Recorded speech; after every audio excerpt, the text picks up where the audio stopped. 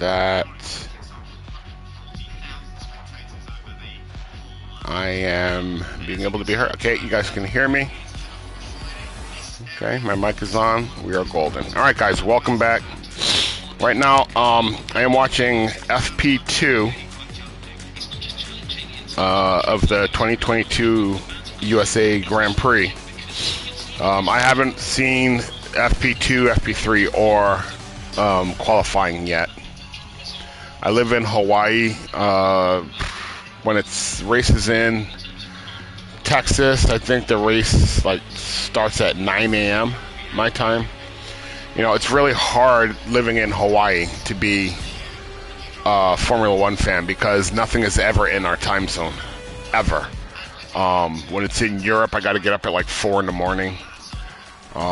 It's not that bad because I deliver bread, so I got to get up early in the morning. I got to get to work by 4. So now I can't watch those races anymore. I got to do everything delayed. So I haven't heard any news, anything going on with Formula One. I avoided everything. I shot a video yesterday watching FP1, but my mic wasn't on, so I'm doing it again with FP2. I don't think I'm going to do the practices because nothing really happens during the practices, but I think I'll do these videos for qualifying and definitely the race coming up. So we have that. Okay, so I thought about it overnight and today, and I think I'm just going to restart. I have that old career. Pardon me. I have the old career saved. So I'm going to start a new career. So let's get on with it. Formula One, a sport that spans hearts, minds, and nations, where the 20 best drivers in the world come together to take on some of the world's most historic circuits. And that legacy, in 2022, is set to be even better. 2022 is not even better. Major pioneering changes. New driving talent alongside returning champions will be dueling it out to the bitter end. The pressure will be on the team principals in the upcoming season. Toto breaking the Bose headphones. And the whole team to push to victory. This is not a challenge for the faint-hearted. This is Formula One. Yeah, he broke those headphones 2 weeks later. Bose was like, yeah, we're done. Mercedes returned to F1 in 2010, and since 2014 they've won the Constructors' Championships back-to-back every year. In 2021 they took home the Constructors' Championship once more, although they narrowly missed out on the Drivers' Championship, coming in second. Heading into 2022, Mercedes will insist on dominating the competition. Nothing less than the fastest car and the most wins will give the Silver Arrows. Man, it stinks that the Mercedes car isn't any good because I like the way that one looks. Okay, so it's pretty cool. So when you first start, they give you a breakdown of the team. Career, peaking at 5th place in 2018. Last season they finished 10th, but they spent a lot of time and focus on designing their car for 2022. Williams is a legendary name in F1, winning 9 Constructors' Why is Latifi up front? in their heyday. The Williams family sold the team in Tiffy. 2020. It's horrible, the 2021 season saw them fighting well from start to end. They finished 8th overall, thanks to some incredible performances by George Russell in his last year as a Williams driver. In 2022, Williams have Nicholas Latifi and new signing Alex Albon, returning to F1 after a year away to make up their driver team. The pressure is on for them to up their performance this season and push their way back towards those midfield places. Okay, so that's the challenge. So we got Haas. Season objective is 6th. Alfa Romeo is 5th. 2021 was Aston Martin's first full season in Formula One. They roared. Aston Martin wants to be 8th, 6th, 4th, 6th. Well, there's a lot of people that want to be 6th. 5th, 6th. And then basically we don't want to be last. That's basically all they're saying is, dude, just don't finish last, please. So that's the challenge. Now, it's possible to not finish last without scoring any points. They have this ranking system. It's not prominent, but like if you, every now and then when I'm searching through stuff, I come across it. Right? But, oops, sorry about that. Formula One. Williams is a legendary name in F1, winning 9 Constructors. Okay. All right.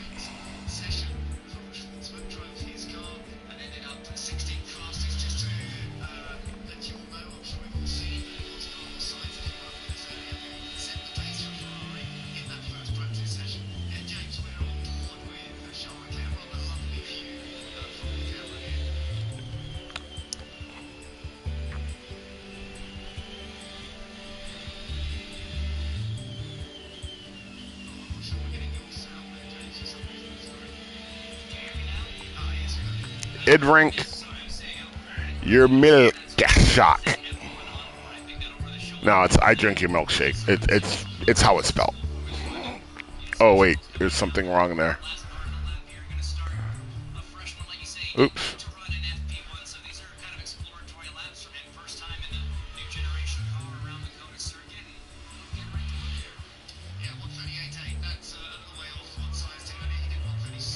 I drink your milkshake.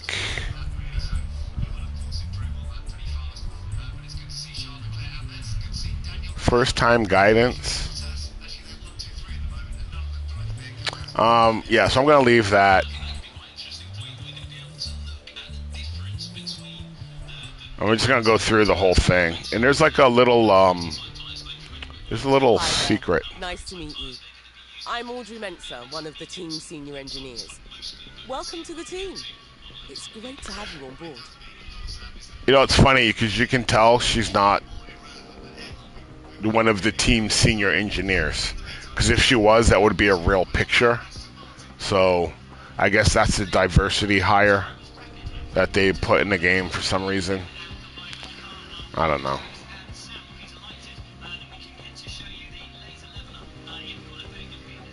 Right, and I'm like the team principal. I'm the team principal, and one of the team's senior engineers is going to tell me how to do my job. It doesn't seem quite right, right? Like, it should have been someone higher up, maybe.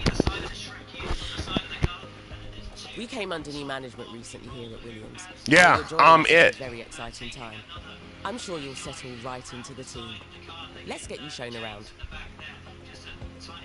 As our new team principal, you're responsible for a lot of aspects of the team. Everything from managing our team's growth, overseeing our finances, and deciding on race day strategies will be in your hands. Sounds good. Keep an eye on most things from your dashboard. Here, I can take you through it now. You don't really use this dashboard that often. I mean, they bring you here after every race, but you immediately stop using it. First up, an overview of the board. They're the ones who set the expectations for the team. If they're confident in your leadership, you'll be fine. If they lose confidence in you, however, they might look to replace you. The board sets season objectives for the team to achieve. Reaching them will help keep confidence high, so be sure to familiarise yourself with what's expected. You'll want to keep an eye on the long-term objective for beyond this season as well. Okay then, let's look ahead to the race weekend. We need to start preparing for the next Grand Prix, which will be the first of the season. As it's your first day though, there's nothing urgent for you to address. Feel free to explore more, or you can select continue and sign off for the day. Once you do, Time Will Park comes out. Okay, so she led us through. Right, and over here on the right,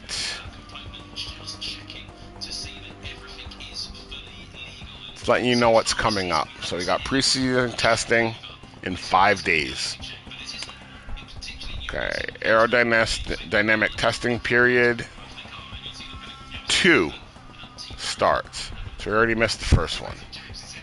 Okay, so we come over here. Welcome to the team. Blah blah blah. Got it. This is your calendar for the month. Yes, this is my Pay calendar. I was attention just to getting the ready to events tell that have them been that, marked. but I'll The let you race finish. weekends have already been added for you. More events will get added as the season progresses. All right. This lets you know the circuits. All right, so you can come in and it shows you like in the middle and on the right. Well, basically this screen, I use this screen. You look over on the right and it tells you bottom right, pit lane time loss, 25 seconds.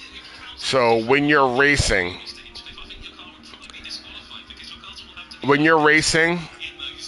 and okay, so I'm going to be racing at the back of the pack. The only guys I got to worry about is Aston Martin.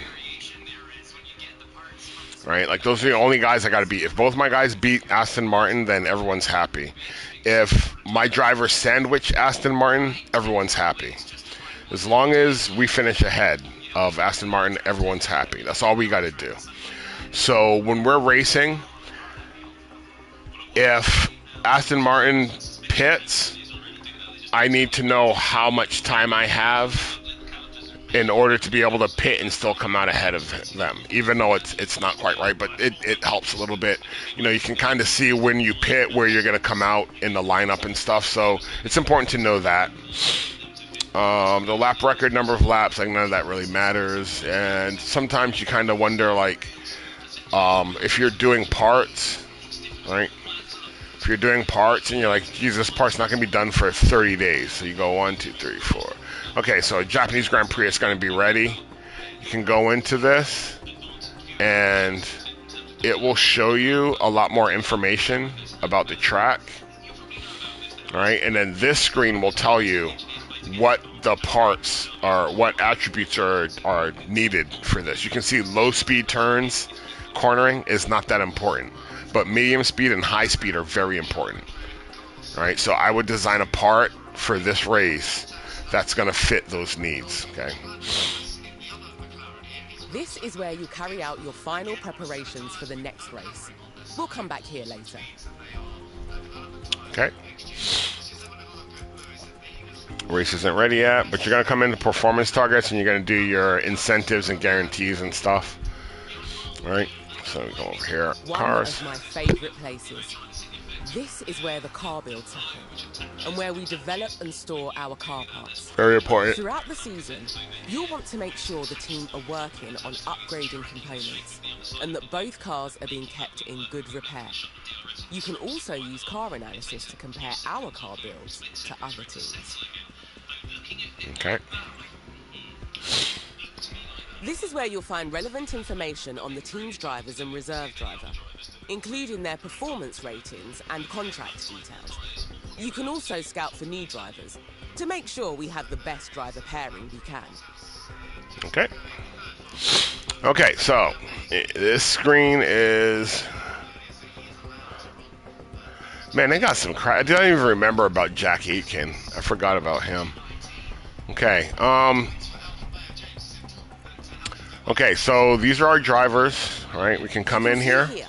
When a driver has development points available, you can use them to improve their performance. Highlighting a performance rating will give you more information on their effects. You can also select any of the tabs at the top there to look into the settings of the team. For example, before you leave, you might want to check out their current contract with the team.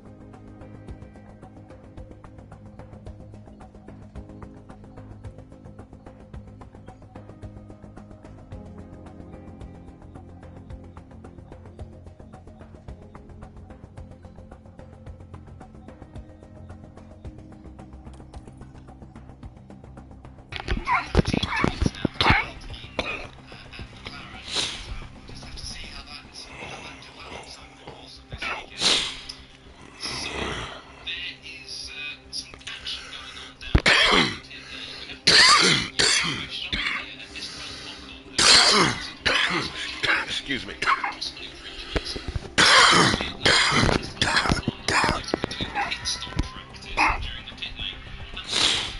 Okay. So she mentioned the development points. Okay, cornering is basically how much speed you carry through the corner, right? And also that controls how you handle in the corners, like if you're going wide and stuff like that. Okay. Braking is when you're approaching the corner, and reaction is when you're hitting the pedal leaving the corner. Okay.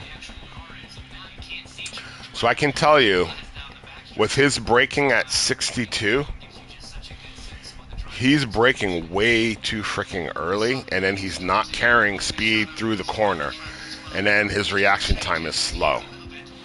So, from experience, I know with Nicholas Latifi,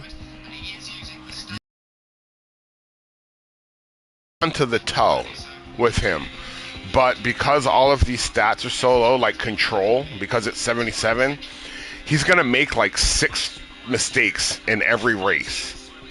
Okay? And at the beginning of the race, when everyone takes off, everyone is able to hold it. Like there's going to be like 2 or 3 groups of tow trains after 2 laps, right? Mostly 2. He'll be able to stay with everyone, but once he makes that mistake and loses the tow, everyone else is going, as fast as the car that's at the head of that tow train, and he's going as slow as the slowest car on track. So he just gets dusted and gets lapped and like left behind, and he keeps making mistakes. So this guy is not worth it, dude. He's not worth it. And then to hear his voice when he like grumbles, he's like, "Oh, well, the car has a vibration." It's like, dude, just be quiet, man. It's like, don't want to hear you. So yeah, this guy is bad. He's really, really bad, right?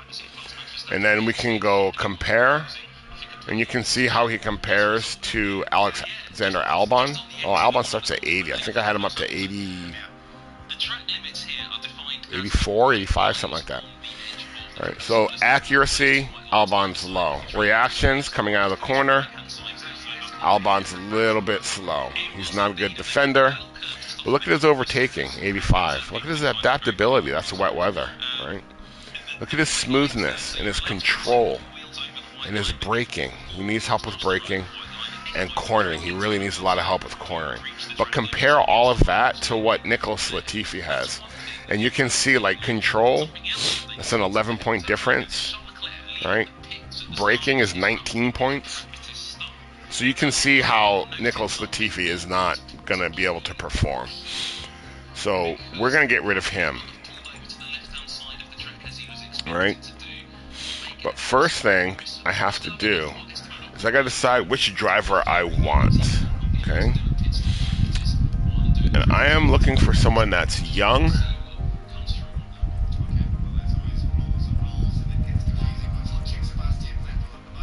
I'm looking for someone. Well, I already know who I'm going to pick. It's going to be Oscar Piastri, because I used him last time. He's a really good young driver. All right, there's a 17 at 51, 24, 86. And it's funny because, like,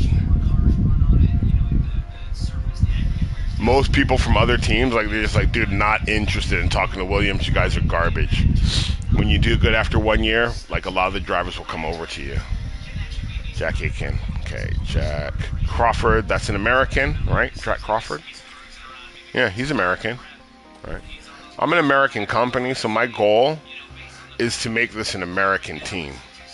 And I know some of you might be saying that's racist, but here's how it's actually not racist. Because America is the melting pot of the world.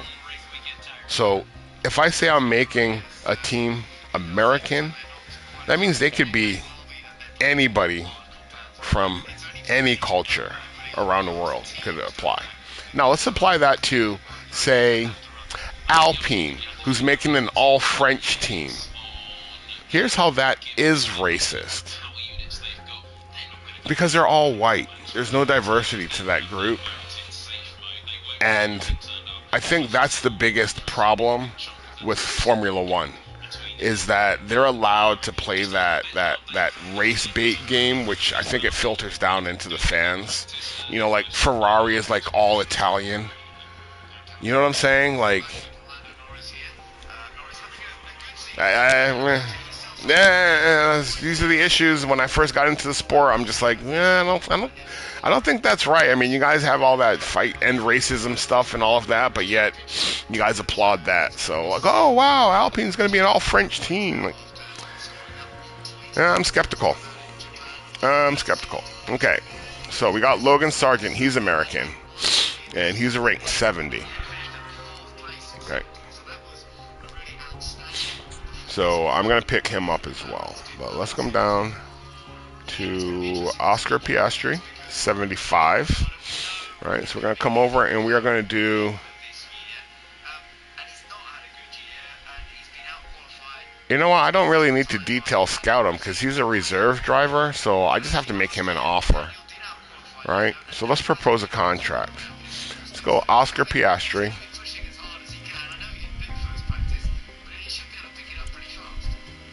How is Nicholas Latifi in the first car? Okay, so what I got to do, right? What I got to do is I got to come over here and go Alexander Albon, right? What's his contract? $6 million for 1 year. Okay, so let's renew. Let's renew him. We're going to put him in car 1.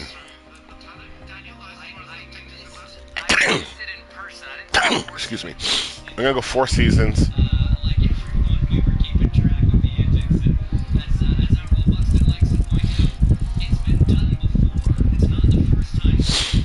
Right.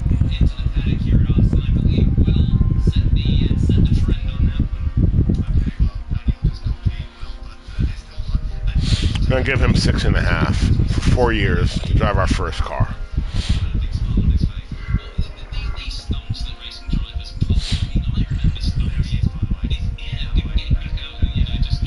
Right, so now we got Albon in car number 1.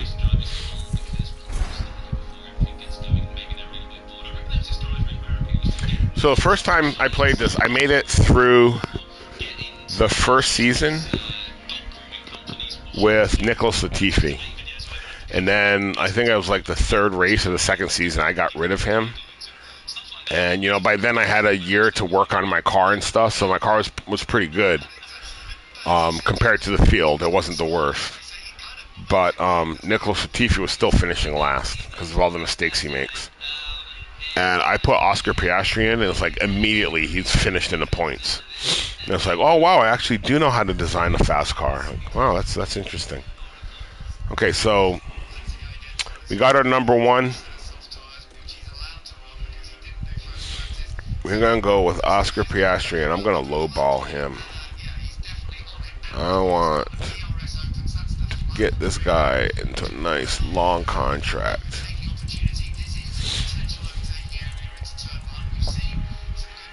For like nothing. See if I give him a big signing bonus if I can get him. I'm gonna give him 85 race target.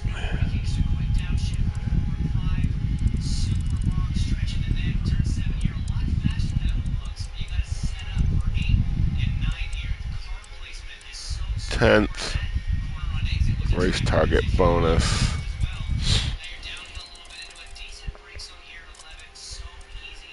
Right. I don't have to give him that bonus. In fact,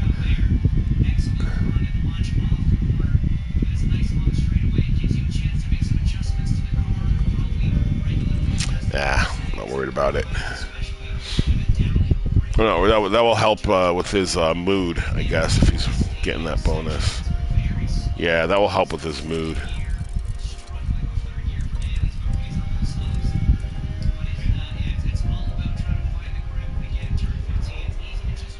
$350,000. Yeah, I knew that wasn't gonna work. All right, bro. So we're gonna go boom. Let's go 500,000.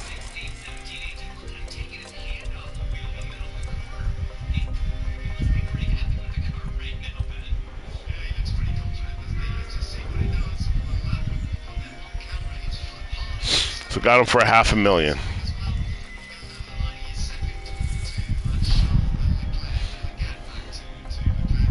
Look, he's instantly better than the Latifi by 2. And I put him in the car, and let me see if I can compare him with.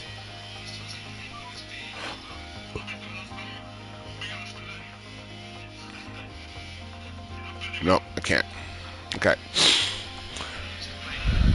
But, yeah, so look at his control. His control is 80.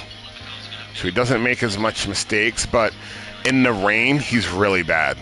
He's really bad. And the smoothness at 48, he's going to just burn through tires. So, when you're setting up your car at the beginning, you can set up Albon to try to, you can set him up for the fastest tire setup. But with Oscar Piastri, you got to set him up with the tires that have more wear. And I'll show you in a bit. Okay, and I got to get rid of Jack Aitken because I don't want any Brits on my team. This sport has too many Brits in it. I'm sorry. There's just too many. I can't go with any without hearing T's pronounced. I need to hear my T's.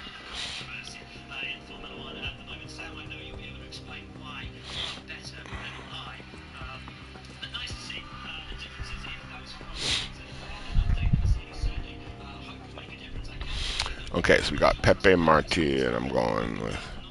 I was tempted to pick up Nico Hülkenberg, because I liked him, dude. I thought he was a pretty cool driver. And then when I first started, it's like Nick DeVries had that race where he finished in the points and stuff, and I was like, ooh, yeah, I kind of want to go with Nick DeVries. In fact, let me detail scout him. All right. I'm going to detail scout him, and then I'm going to detail scout Logan Sargent. We're going to... See, he's in F2, so he's just going to be happy to be called up. All right.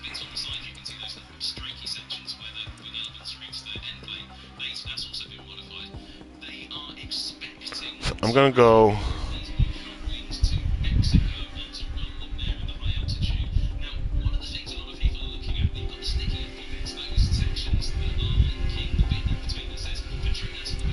I'm going to go...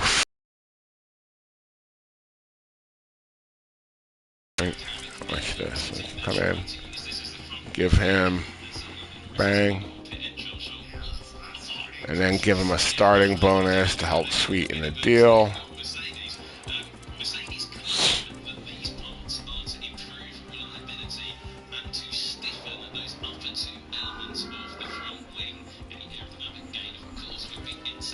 Okay.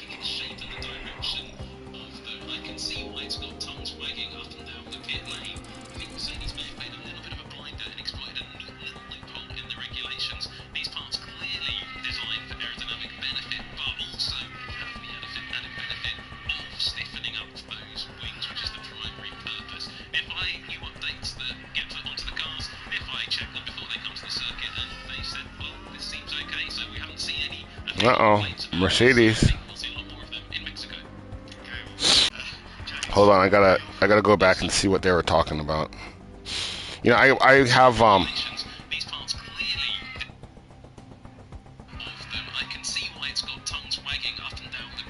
Oh, I see it. It's on the front wing.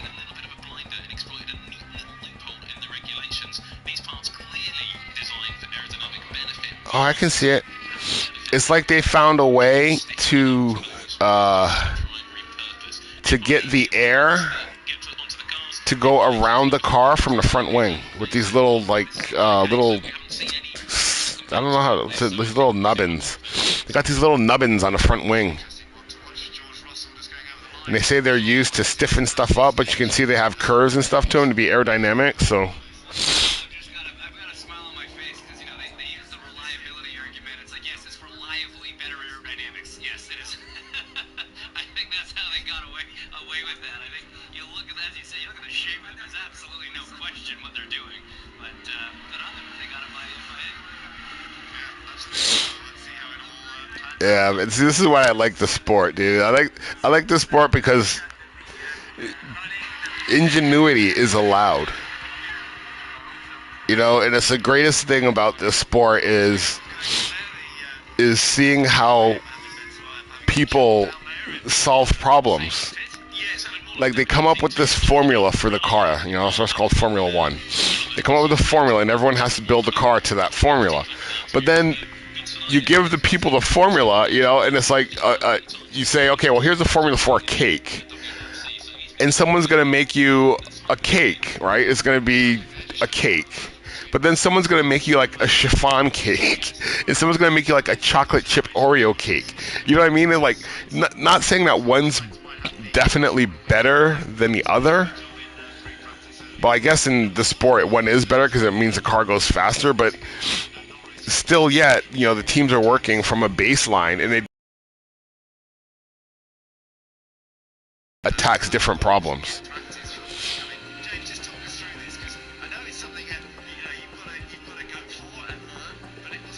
That's interesting, dude. That's really interesting. Okay, so where are we at? 490. We're just gonna give them. You know what? We're gonna give this dude 450. You should take that. Yeah. See, he wasn't making jack at.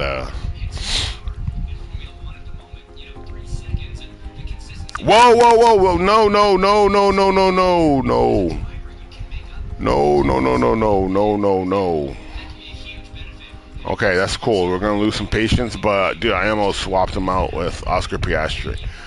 You're gonna be my reserve driver. That's why he wanted so much damn money. Okay.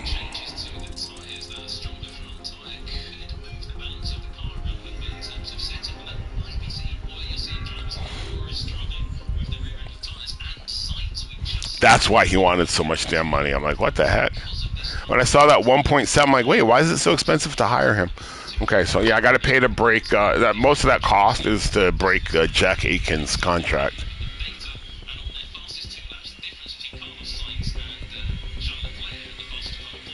See, I'm paying $573,000 just to buy out his contract, and then it's 94. 185 to fire him or whatever.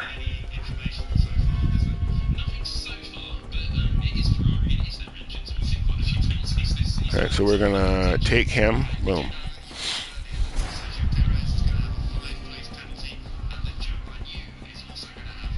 Okay. So we are set with our drivers lineup. We're looking good. 80, 75, 70. In a few years, I'm going to switch over to Logan Sargent, and then I'm going to start building up to Jack Crawford. I'm going to probably keep Albon. Well, actually, you know what? No, because like once Piastri starts doing good, he's going to ask for a ridiculous amount of money. So I'd rather keep Alexander Albon. All right. Okay, so now we come over to staff. It's not just the fastest car that makes a team the best in F1. It's the people doing the hard work behind the scenes. Manage your staff. I think I just talked about that. From department heads to your pit crew, and keep up to date on their performance. Okay. Loose down by your pedals. Yeah, if someone gets stuck behind the brake pedal, you can't stop the car.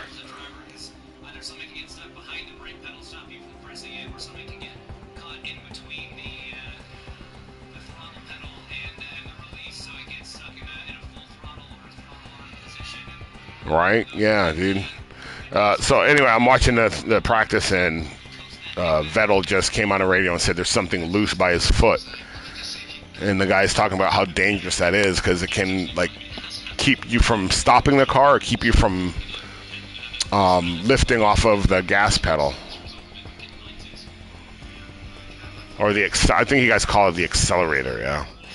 Okay, so pit crew. Okay, this is the pit crew, okay? If you don't do anything, I didn't know this at first. If you don't do anything, all of these will go up slowly, right? All of them will go up slowly, right?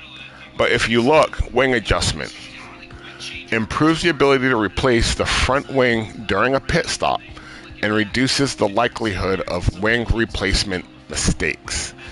Wing mistakes have a high likelihood of occurring when replacing the front wing and cost a long delay during pit stops. Okay?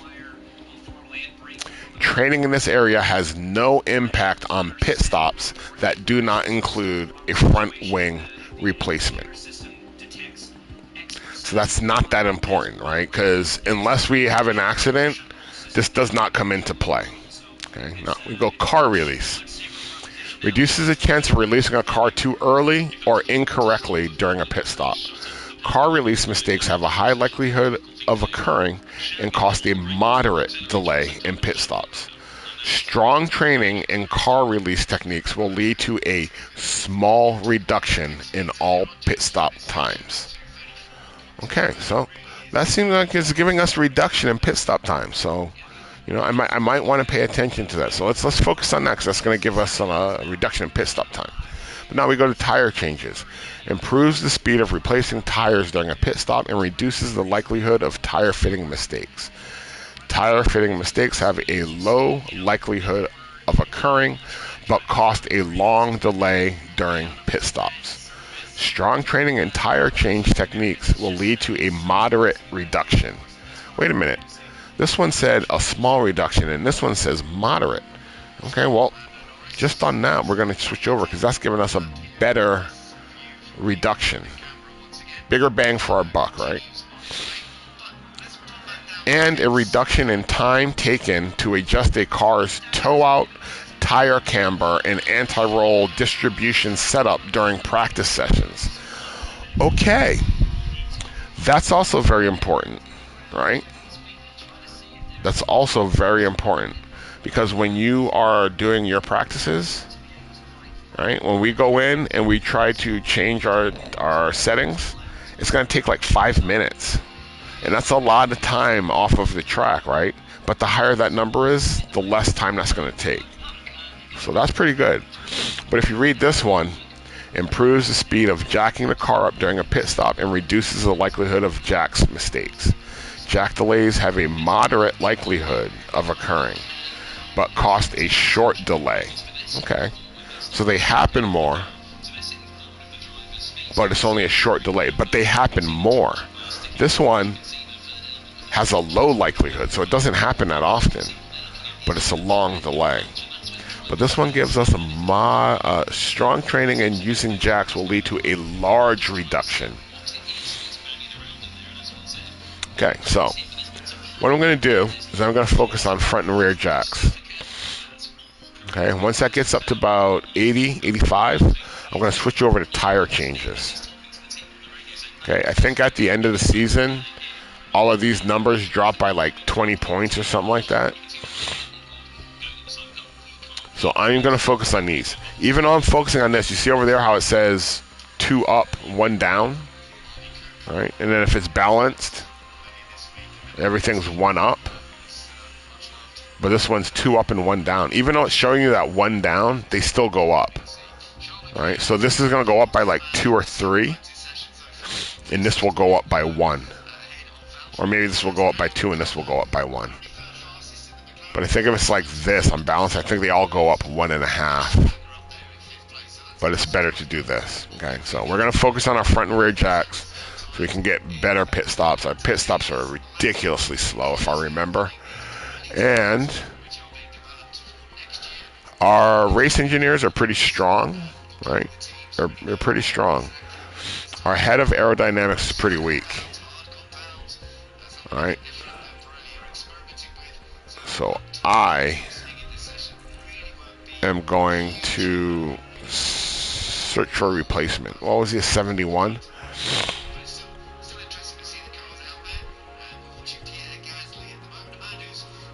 $80.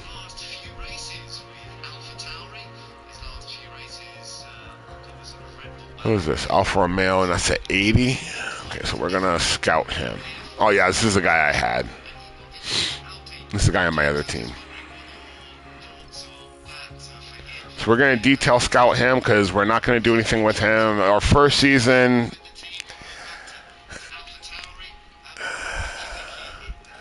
It's kind of not worth really doing anything because look, he has 3 years on his contract and it's 4 years, you know. So we'll give them a year. We'll take a year off those contracts to make it a little bit cheaper to buy them out.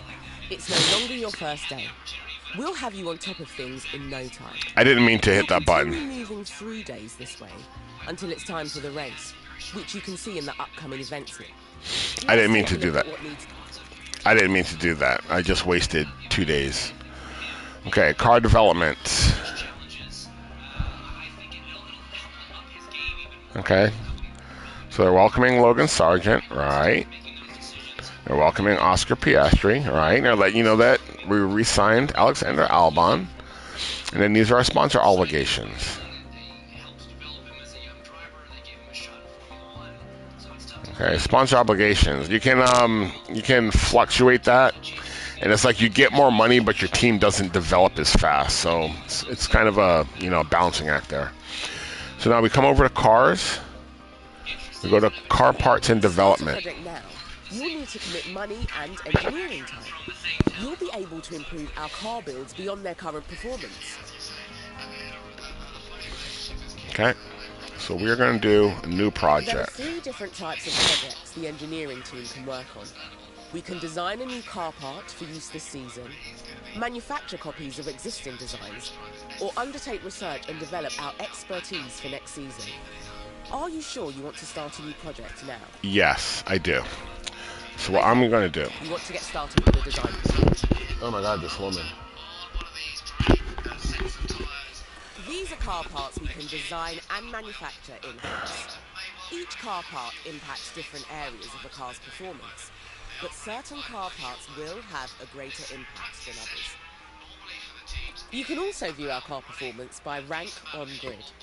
This is a useful comparison tool and lets you see how our performance compares to that of all the other cars on the grid. Okay. Take a look over the different car parts. The highlights indicate which performance areas they impact the most. Okay, so the thing that affects your downforce the most on this version of the car is your underfloor. I think that's always the case. Your underfloor affects your downforce the most. Right, 373.08. So right now everything is telling me that my car is at 373.08. So that's our speed, 373.08. Show rank on grid, and there, my car is pretty much last. It's 17th in medium and high speed, but everything else it's pretty much last. Okay, so design, we're going to come down. The underfloor takes the longest. Expertise in making new car parts improves with experience. So each new design is likely to be better than an older one. Just make sure to check the new design against the one currently installed. Okay. Testing is also an important step in designing a new car part. Our testing time is limited throughout the season, and it's up to you to decide how much to commit to each design project.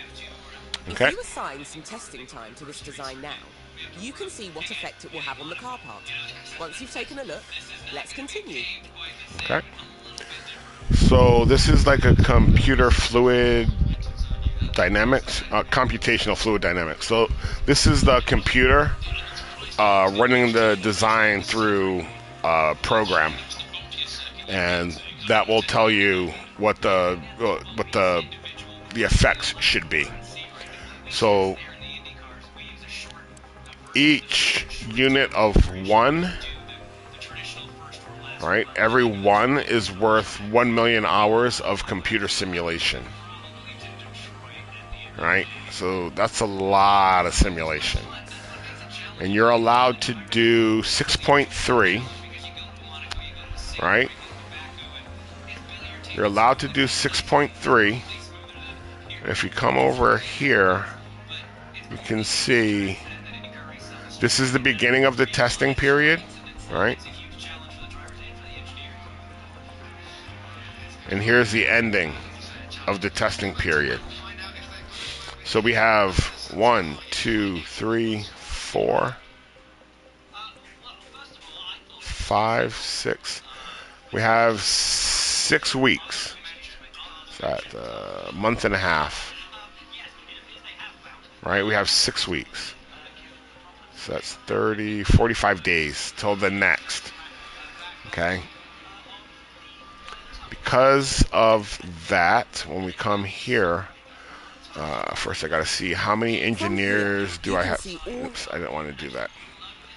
Over time. I didn't want to go into that. This is where I wanted.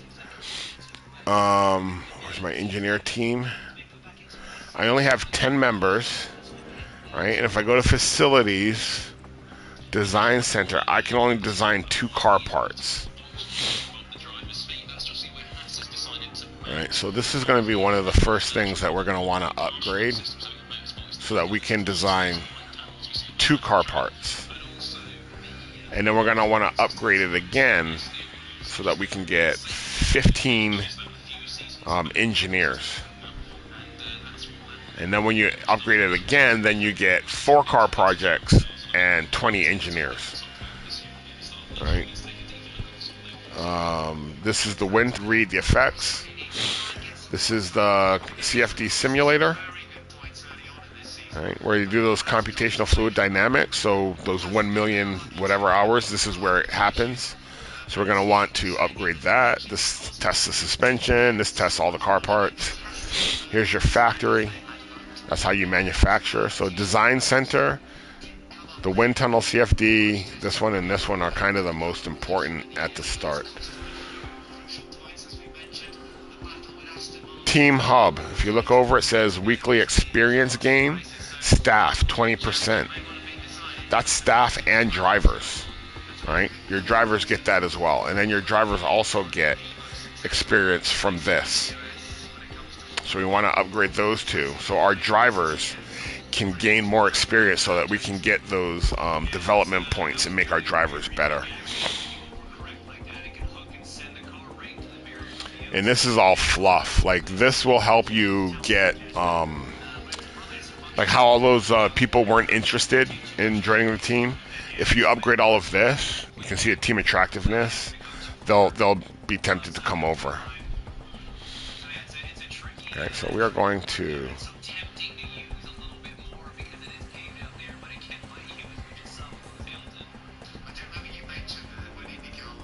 design an underfloor, and we're going to give this, there's only 2, right? If you look up on the right, it says this is going to take 8 days, right?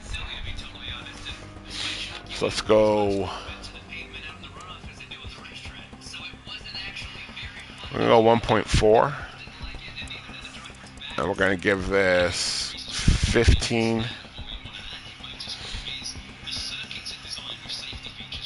Right, and then you can see how everything is getting a little bit better. Our speed has gone up by 0.12 kph.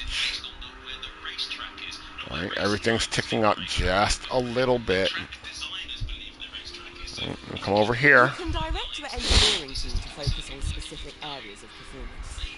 F1 car parts are complex, and sometimes you'll have to sacrifice performance in one area to achieve gains in another.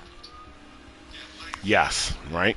Over the season, we'll understand more about our car's performance, which will help you to guide the team's design focus. You can try altering the focus now if you like, or else stick with a balanced approach. When you're ready, continue with the process. Okay, we're not going to stick with the balanced approach.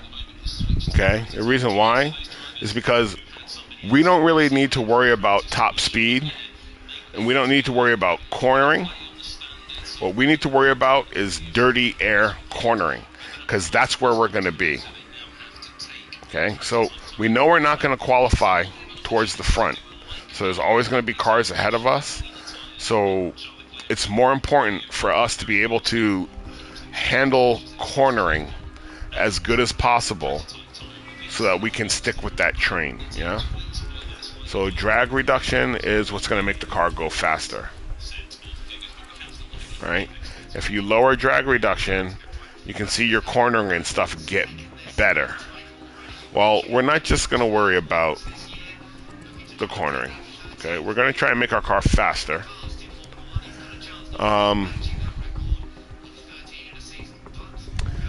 I read, or I was watching a video and somewhere, and the guy was like, yeah, all you gotta do is just do this and move everything all the way over, and your car will get like a lot better. And it's like, yeah, I mean, even if you do the balanced approach, it will get better, right? That's not the point. But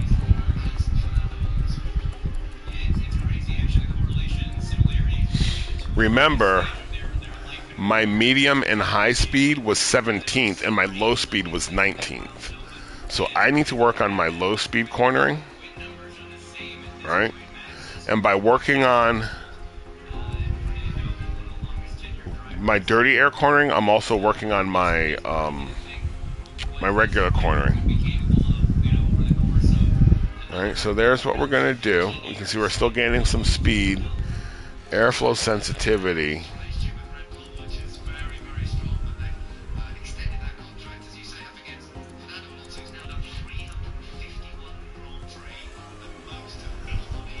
Normally it gets better.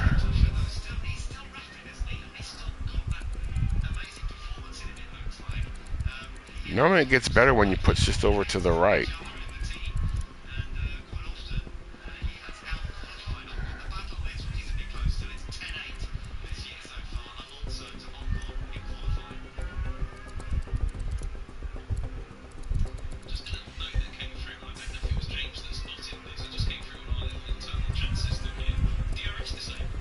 Okay, well,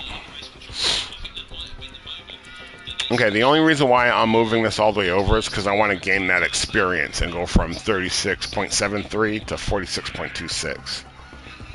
This is just the first piece we're going to make, and we need our guys to get better at developing this stuff, so that's the only reason why. But this will make my low speed a little bit closer to my high speed.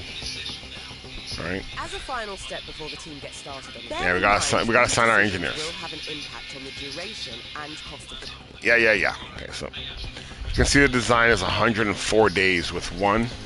It's 95 with 2. 87 with 3. 80 with 4. 74 with 5.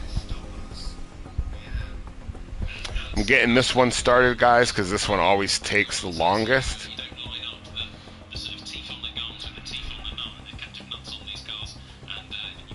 This one always takes the longest. It's like 74 days. Right? The next longest is the chassis.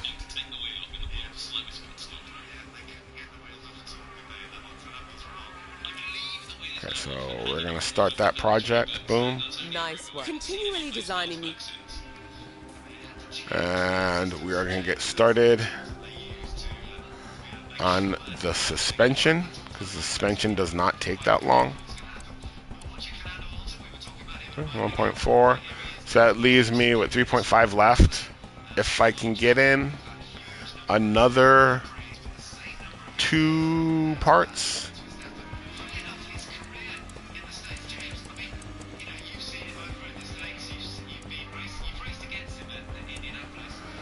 $25 hours. 23 hours. Okay, boom, boom. Okay, drag reduction. Reduce that drag, gain that speed. Downforce, low speed, medium, high. And brake cooling. So my brake cooling is at 42.57. Because I moved this all the way up, right, the brake cooling goes down.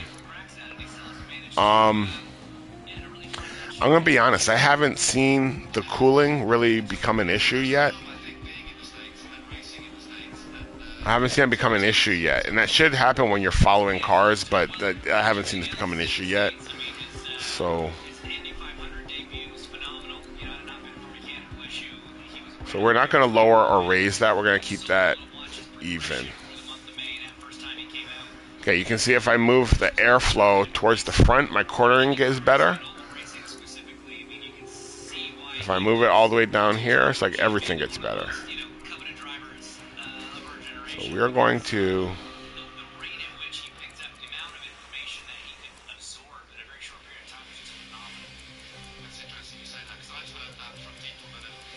We are going to do that.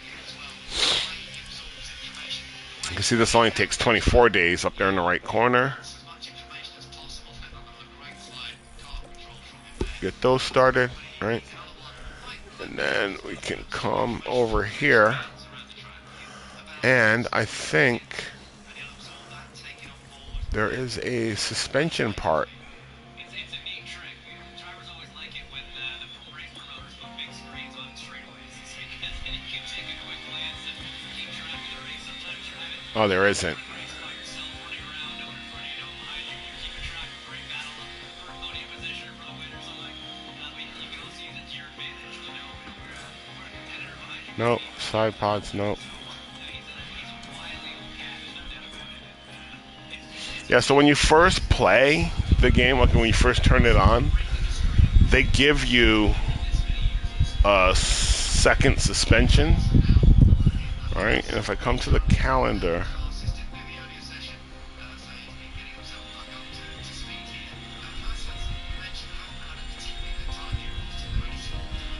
yeah, before there was a suspension part they gave you when you first started the season. I'm sorry if my fan is too loud. I'll sit forward. Okay, well, anyway. Looks like you've received a budget approval request.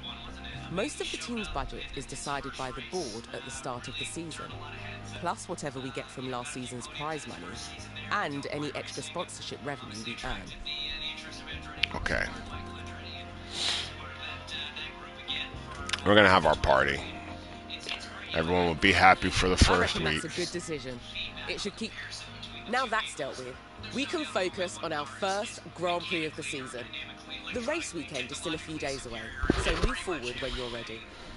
Okay. So boom, boom, boom. I have that working. I have my guys working.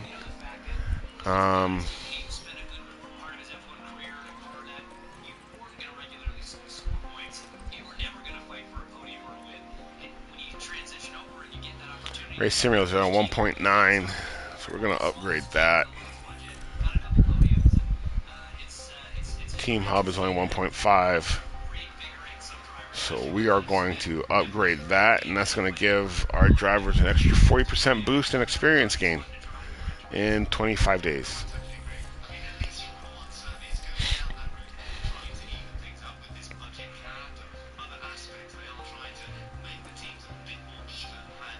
And these are a little bit more expensive. So we're going to hold off on this stuff for now. But as we get into the race and we start getting money from the team, we're going to start upgrading those. But I think the more important thing is that our driver's experience goes up. And also my my engineer's experience as well. And I wonder if that affects the pit crew. Well, that's faculty, yeah. Okay, so Don't forget to check in with the board often. you know what? I very almost never check this. Here's that team rating screen I was telling you about.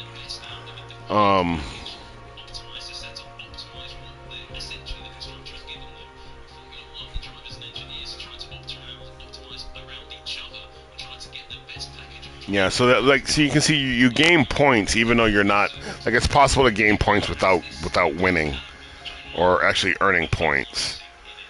So this kind of comes into play when you're going up against Aston Martin and neither one if you get a win. All right, profile, what we've done so far. All right, looking good. I drink, looking good. Okay, so we are ready to go to the race weekend. So let's hit it. There's always some final work to do before we can set off. Check your inbox for the race prep report on this weekend's circuit. Okay. There's the outlook of my car. You can see we're all 19th, dead last. All right, we're last. Okay, you have all the information you should need. Let's head to race preparation to see if there's any remaining tasks for us to... Okay. This is race your prep. Race preparation area. One thing you'll always need to do before each race week.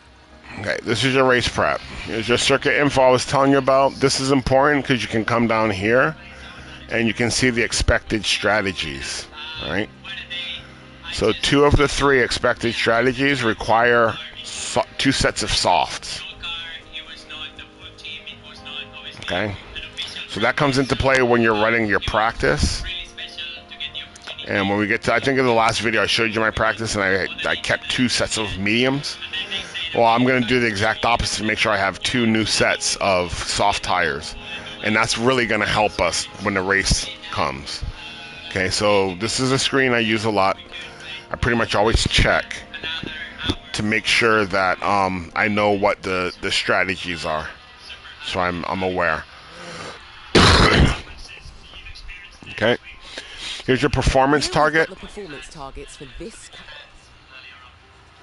Right, you got incentives, guarantees, and target types. Okay, so Looks like we've got incentives for both the qualifying session and the race. If we can reach those targets, we'll get an additional payout. Yeah. Targets and offer our sponsors guarantees. These are a risk as we face a potential financial low. Okay. Okay. So you come into this, right? You hit the button, qualifying position, 15th. We're not even going to get close to that, so I'm not going to try it, and we're not going to make it into Q3. So negative. Negative Ghost Rider. The pattern is full. We're not going to get the fastest lap. Even if I wait and I come in on the last lap and I send them out with like brand new fresh tires, they're not going to get the fastest lap because our car is incredibly slow. And then over here, I can guarantee that we're going to make it into the 15th qualifying position for 4 races straight. We're not going to get that. So we're not going to do any of those. We've done everything needed, and the team can't wait. All right, we're not going to do any of those. So what we can do now is we can start this race weekend. Welcome to the archipelago of Formula One. Bahrain might have a small land footprint, but it's showing its full spirit right now in the grandstands. Either way, it's time for another fantastic weekend of Grand Prix racing. Yes, it is. The Bahrain International Circuit is a challenging track, and the cars routinely have to brake from high gear to low to take the narrow turns. With the need for downhill braking, the risk of locking up is one drivers will need to manage. It's all about focus and balance. Was that turn 10? At this early stage in the season, turn 10 is the one where they lock up all the time? For things to change. In this sport, there simply are no guarantees. Let the weekend begin.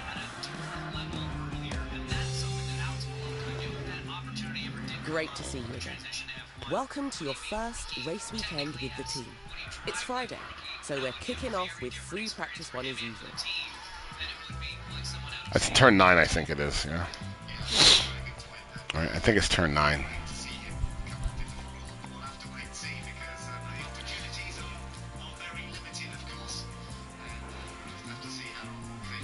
Turn 10, I was right, it's turn 10. Yeah, it's turn 10 where they always, DRS detection.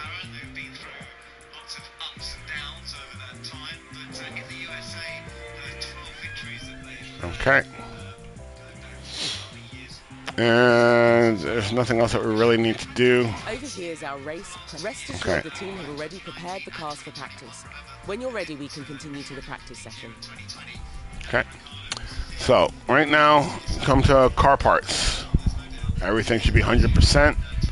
We don't need to swap anything out. We are golden. Car setup. I already have everything written down.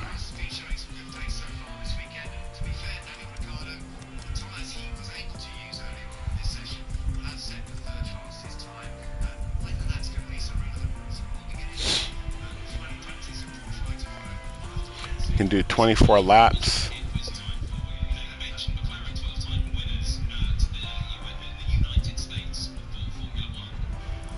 Okay, so if you go like this, when you're practicing, you're not going to put as much wear and tear on the engine.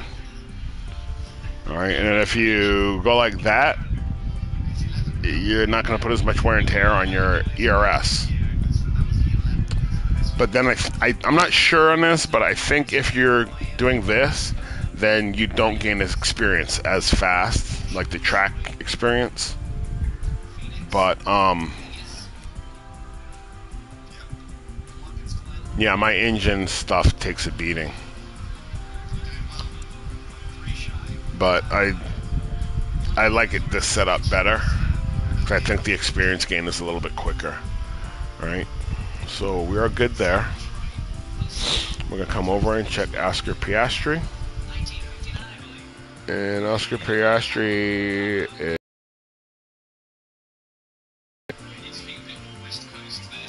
315.4. Okay, so this is his setup, I believe. 23 laps. And that's good. And that's good, right? Now, I can send these guys out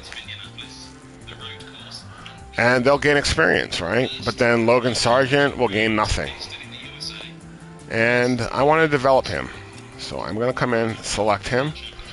Whenever you select your reserve driver, either you do that first and then you go and change your car setup, or when you select him, you got to come and check your car setup. Sometimes it will change back to the base setting, but if you don't go and check, and maybe that's one of the faults that came in later after multiple seasons. But if you don't check when you practice, that setting is going to be the baseline setting, and you're going to waste half of a session. So you're not going to get a reading on your setup, yeah. So we're all set up. We're ready to go. Just hit it. You can decide whether you want to manage. As it's your first race weekend, you should let the team handle the practice sessions. No. No!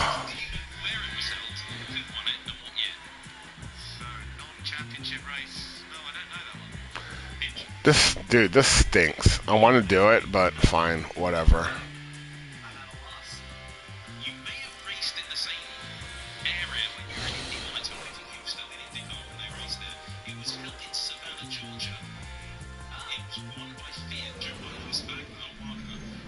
Welcome back as we continue our race weekend. Practice has finished and qualifying is hot on its heels.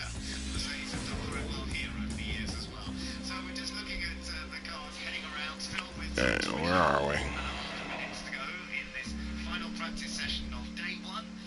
See? Look at Oscar Piastri. What did I tell you? Dude's fast, man. Dude is fast.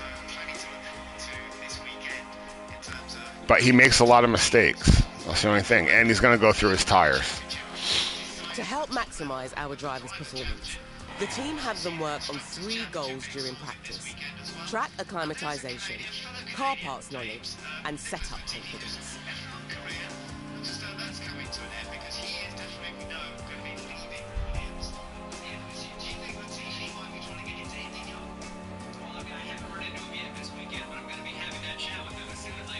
If you manage the session yourself, you might get an even better performance from the drivers. Yeah, no kidding, but you wouldn't let me. Dude, why would they even put that line in there when they don't even give you the option? See, I would have had my parts knowledge higher. My setup confidence would have been like 100% because I would have been able to tweak that and find the setup. And his acclimatization would have been higher as well. Okay, well, I gotta take a quick break. I gotta go get something to drink. I'll be right back.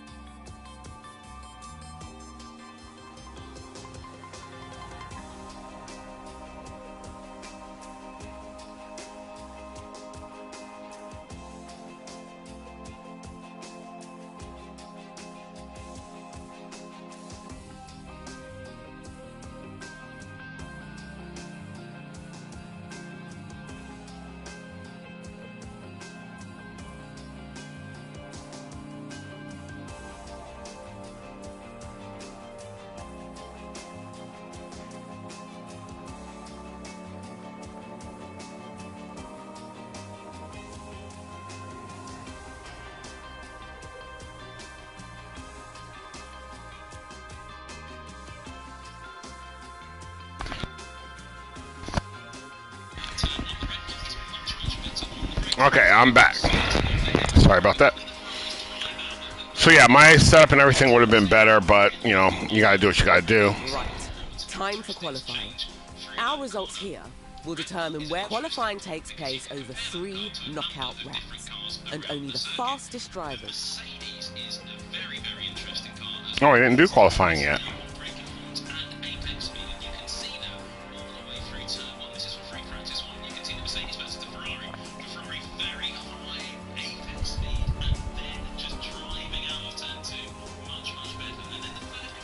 See, like, dude,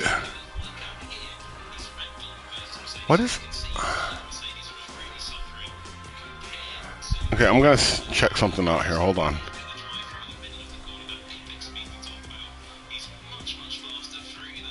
What the heck? How the heck was this so far off?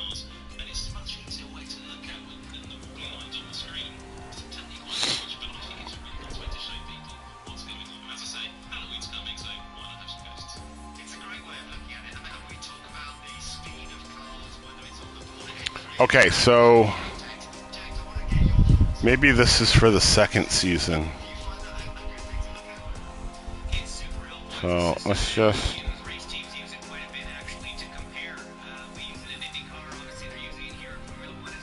Dude, this sucks, dude. These guys are horrible. Man, whatever.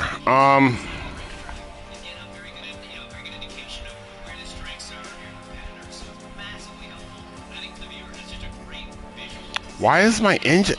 What is it?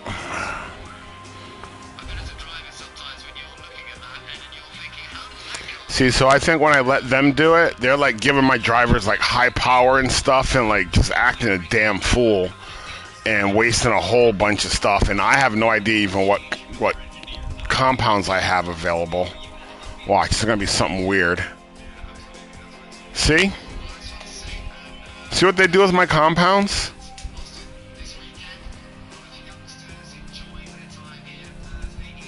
Well, I guess my compound use would have been the same. It's just in a different order. I would have had a fresh one here, here, here. This one, oops, excuse me. And then that one be, okay, well, anyway. All right.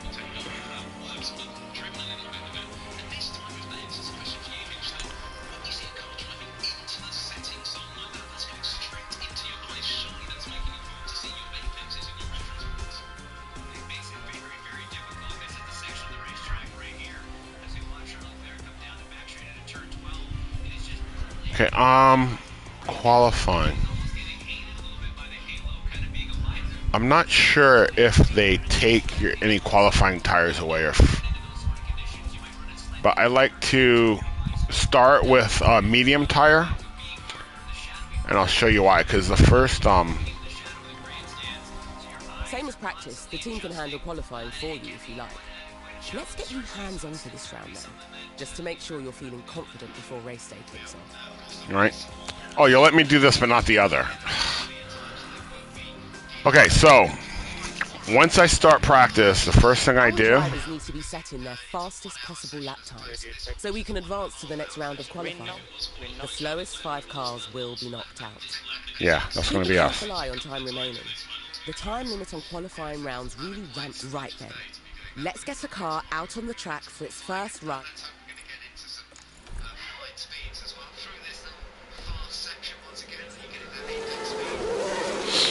I'm going to send Piastri out right behind him. Boom.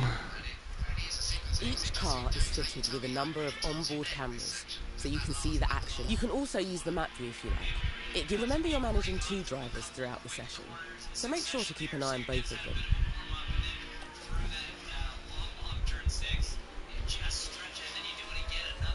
Fast lap. Stroll is messing with our time right there and right there. That's a decent time for a flying lap. Keep an eye on the standings throughout the session and try and keep the drivers out of the knock. Right then, that qualifying run is done, so the driver... I know everything happens so fast over a race weekend, but if you need to catch your breath, you can pause for as long as you like. Yep.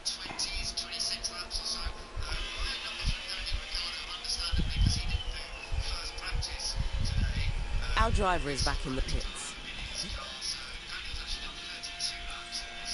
The team will make sure the run plan is updated to include... Okay, so... Here you can see all the tire...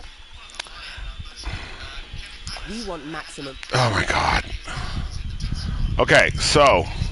That's the reason why I ran that medium, because Stroll messed with our time, so I didn't get a clean run. So if I would have used a set of softs, I would have wasted that set of softs. But now I can put these softs on. Alright. I can come over here, put these softs on. Now, okay, this shows you qualifying, right? The qualifying round. This is the whole qualifying round. And what you're seeing, that gray area, is the amount of cars that are on the track. Okay? That orange line is showing you your track grip. And then that white line, that white vertical line, is showing you like where the traffic is expected to be kind of highest. Right? But if you look all the way over to the right, you can see how it goes all the way up to the orange line and it flattens out to the end.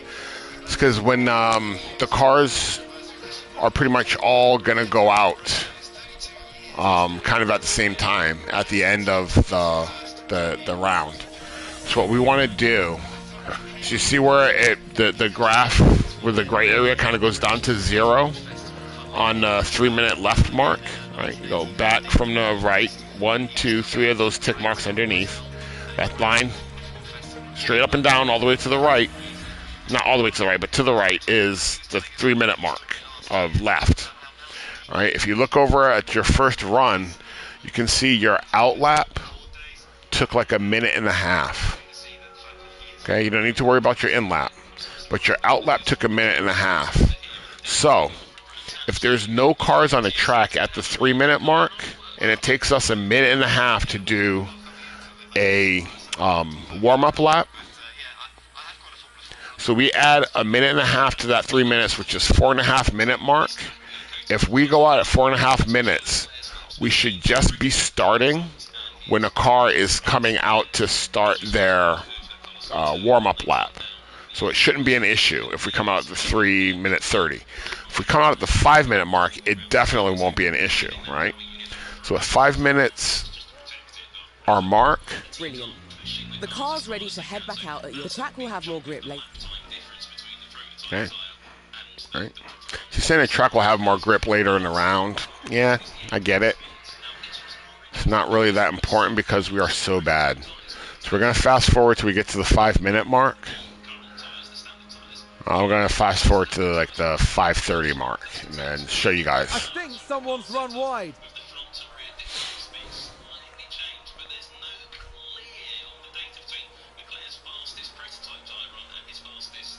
6:30, 5. Okay, 5:30. All right, now we bring up this screen, and you can see there's like almost nobody on the track. All right. Bring up this screen, you can see all the whatever cars are left, they're all going to be coming in, so that there's no cars on the track at the 3-minute mark. So no one's going to be staying out. All right, so if we leave, there's not going to be any cars in front of us. Sainz is on his in-lap, Tsunoda's on his in-lap, and Magnussen is on his in-lap. So that means they're all going to be coming in. So if we leave now, there's going to be nobody on the track, and we get the track all to ourselves to run our qualifying laps. And even though she said later, right, like if we were to wait until the 3-minute mark and wait for the last car to leave and then go behind him, those cars will put more rubber on the track, which will make our time a little bit faster. But that also opens us up to somebody in front of us having an off, and then we'll get a yellow flag, which will mess with our qualifying time. Right? So we want the best possible qualifying time, so we're going to go out on an empty track at the 5-minute mark.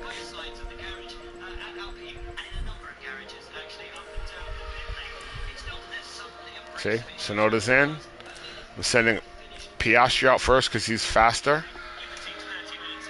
himself and Albon out right behind him. Hope that he can draft him, get in his draft.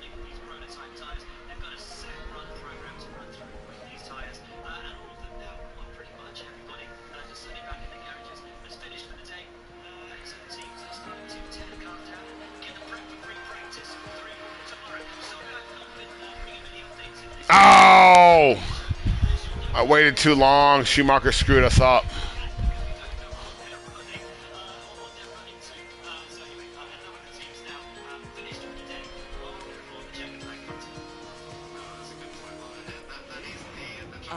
It looks like we didn't make it through to Q2. No, we did not. Not great, but it's only the first weekend of the season. Look at Piastri. All right. Look at Piastri, 16th. Albon finished 20th because that Mick Schumacher messed up his time. Right? He got caught in those turns before he could pass him, so that messed up his whole time. But Piastri got 16th.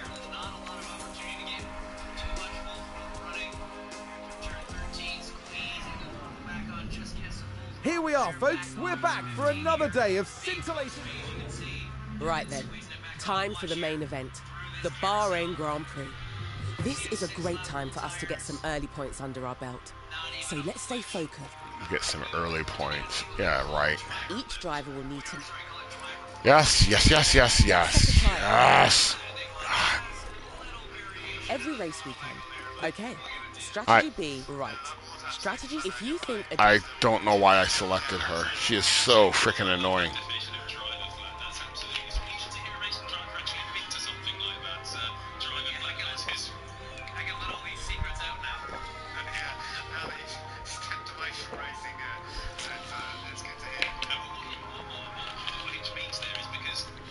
Look at Alex Albon just ignoring that guy.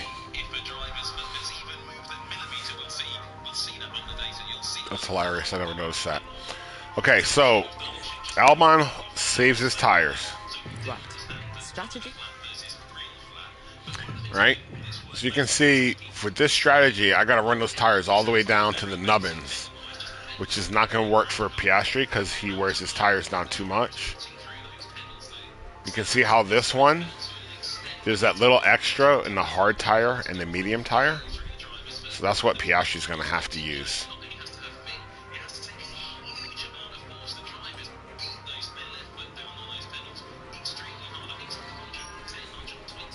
Alex Albon can use. That's both drivers with a set strategy in place. Right, let's head back to the preparation area and get this race started. Right then.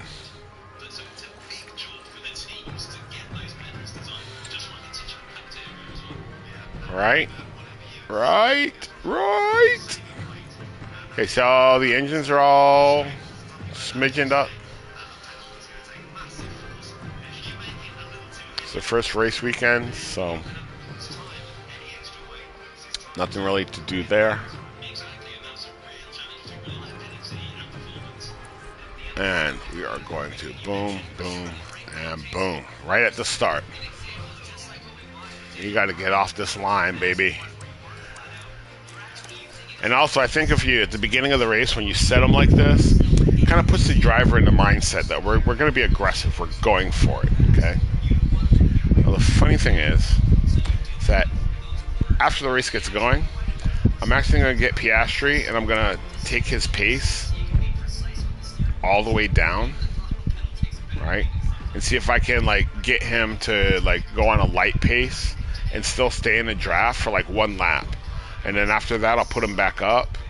And I find that when you do that, right, when you put him in the conserve or light, he tends to drive a little bit better because I feel like it puts him in the mindset of, okay, they're not expecting me to just race and be aggressive the whole time. Like, there is an aspect of racing where you need to know when to just relax and hold your position. So, I could be wrong.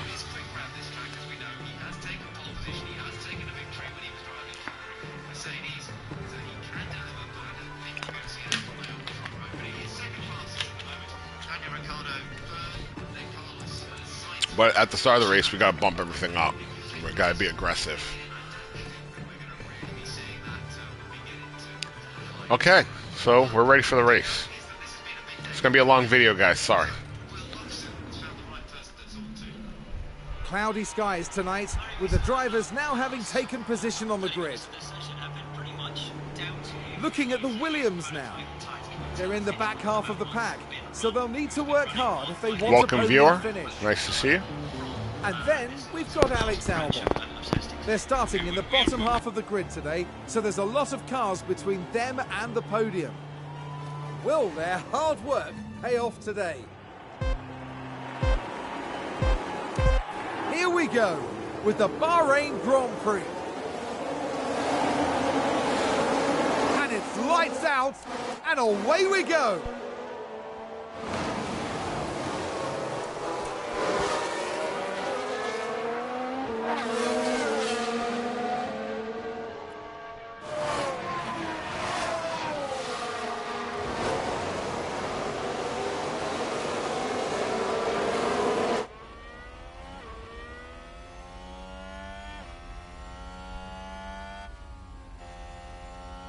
During the race, I'm sorry, guys. I didn't even realize I didn't have my mic on. I've been talking.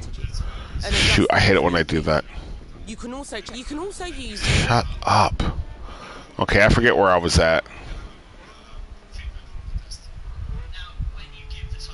Okay, so at the start of the race, right? You see how I just paused it? When the lights are going, that guy's walking across the waving a flag.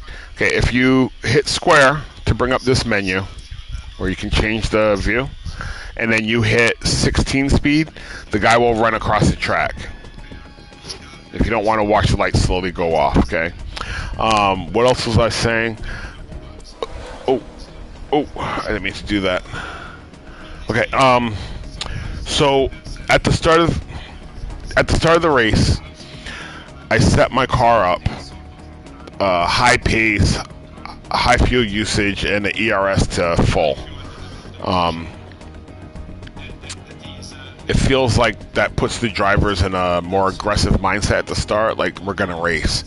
Now, once they get going and the DRS train is established, I'm gonna take both my drivers and I'm gonna tune that down. Actually, by the end of lap 2, I'm gonna tune everything. Well, actually, right now, right, Piastri moved up 1 and Albon moved up 1. So right now, I am going to... Managing pace will help you manage. Dude, be quiet! I'm sorry. I'm sorry, guys. I should not have selected her because she's just explaining what I'm explaining. So I'm going to bring them down now because we're going to conserve our tires, all right? The reason why we want to conserve our tires, you can see how everyone else, like all the top guys, soft tires in practice, so they don't have any new soft tires. Everyone else is at 96, 97%. That's because they went regular pace the whole lap.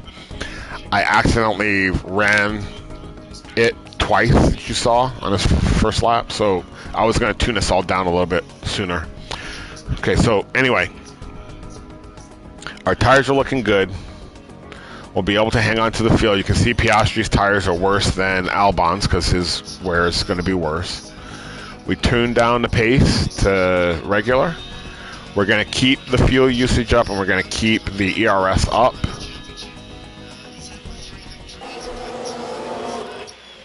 For another lap. Okay. Piastri is 8.2. From Williams.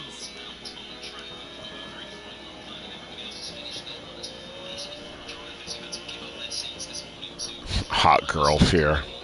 It's a damn bot. Not one viewer, it's a damn bot.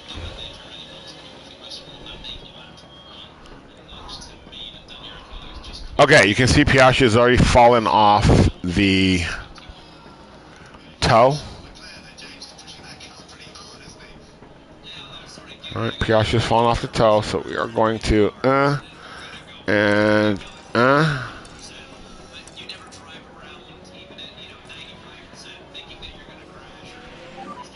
Push hard. Happy to push hard.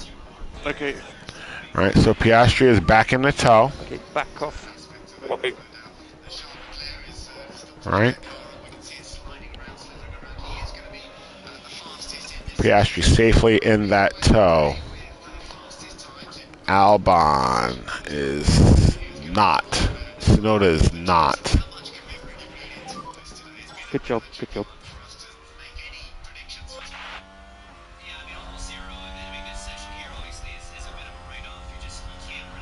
Can Albon get back in the toe? Can Albon get back in that toe?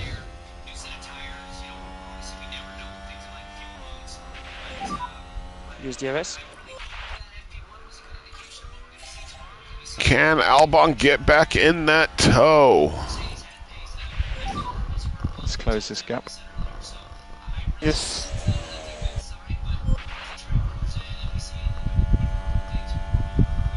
No, he cannot. Okay, so we're going to tune that down. All right, he is. Commands allow drivers. Shut up. Just keep an eye on your remaining. Shut up. If a driver Shut up. harvest Shut up.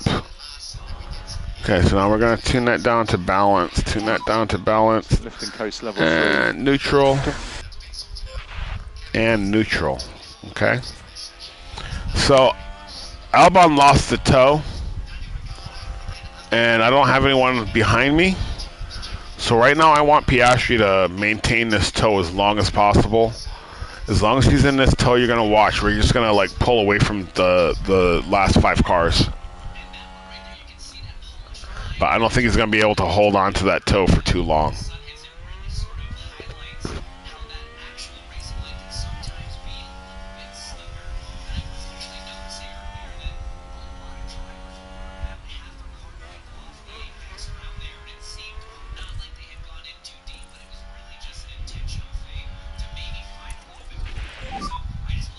Okay, keep pushing, keep pushing. See, I can't keep the toe. Register, lift and cop. Yeah. Aston Martin with a great play there. They've moved up a place. Right, and Albon's stuck back here with these guys. You can see Stroll's going to fall off. And if I had Latifi would be behind Stroll. It's just frustrating, dude. Like you're like trying to work both drivers, right? I'm jumping back and forth, trying to work both drivers, and then while I'm on Albon, Latifi messes up, and by the time I get back, he's like 20 seconds off the pace.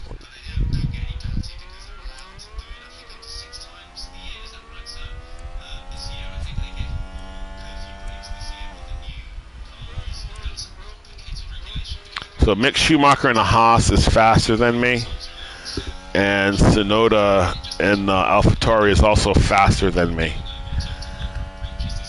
So I'm not going to be able to keep those guys behind me. They're going to catch up. But once they do, I'm going to try and stay in their toe.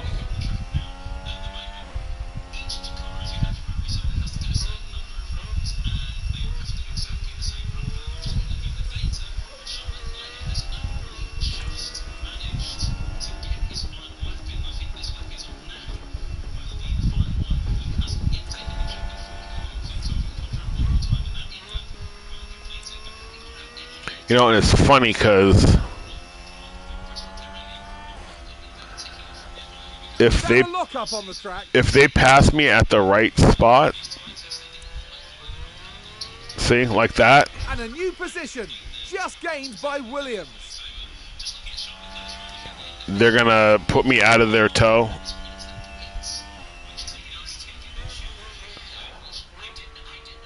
Okay, I should be able to pull up on Schumacher just a little bit. But I'm not going to be able to pull up on Tsunoda because he has too much space in between him. Progresses. Remember to keep an eye on the planned strategy you put in place before the race. The data view is also an important... Dude, shut up, chick. Okay, so safety car. Safety car. Tune everything down.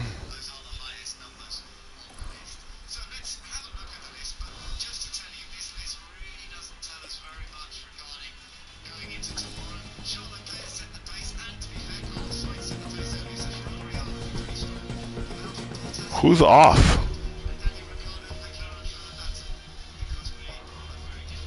What was the safety car for?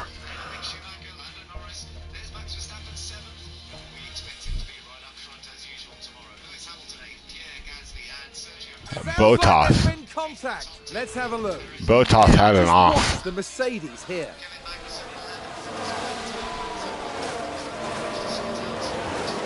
And that's a Holy cow, he shot him out like a cannon. The team are really disappointed with that. Let's hope it doesn't set them back too badly.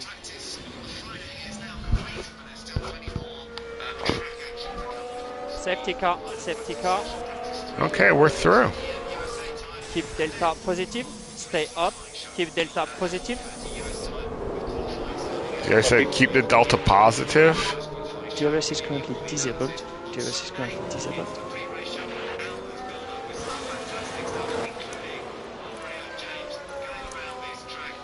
We're gonna harvest, and we're not coming into the pit, so we're gonna save fuel as well. If we were further behind, right? Increase, please. Like if we were further behind, I would have to keep all of that Increase. up to Let's catch increase. up with the field. Yes, okay. Right? Because if you look at going up, right? So my delta is not positive right now. My delta is negative. So everyone else would be catching up to the front of the pack, and I'd be falling further and further behind. So when a safety car comes in, I wouldn't catch up with the pack.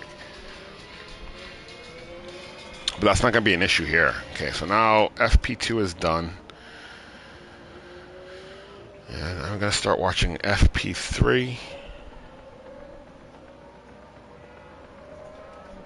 I like what Mercedes is doing, dude. It's good to see some innovation. All right, so worst case scenario is one of my guys will finish 19th. Right now we're 15th and 16th. So we're ahead of both of the Aston Martins, which is where we want to be.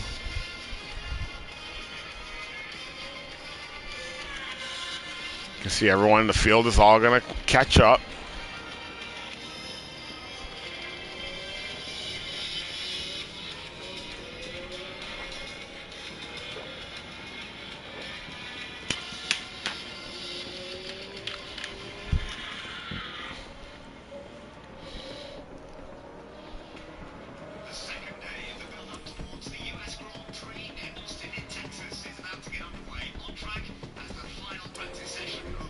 Whoa, whoa, whoa, whoa, whoa, whoa, whoa, there was no warning.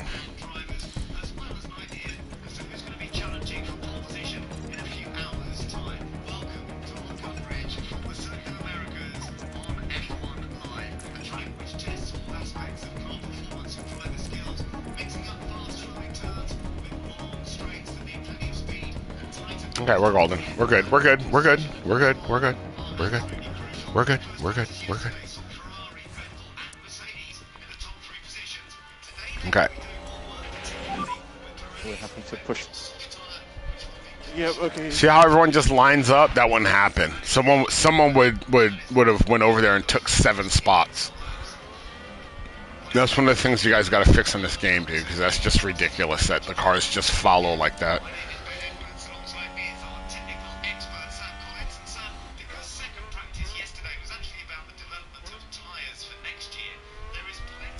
That's why the concertina effect is so bad in games like this. It's because they have it set up where the cars don't utilize the whole track. And I don't know why they do it to make it so the cars don't pass too easily. Because the AI won't be able to figure it out, you know what I mean? But when it's there, these guys would take it.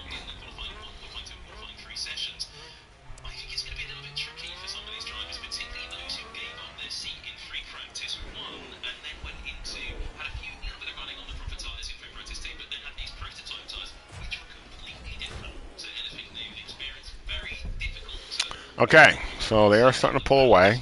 All right. So I am going to have to.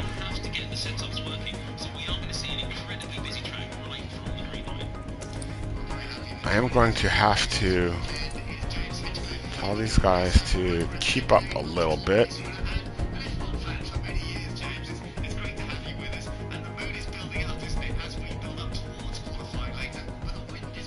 Is that time coming down? Time's coming down.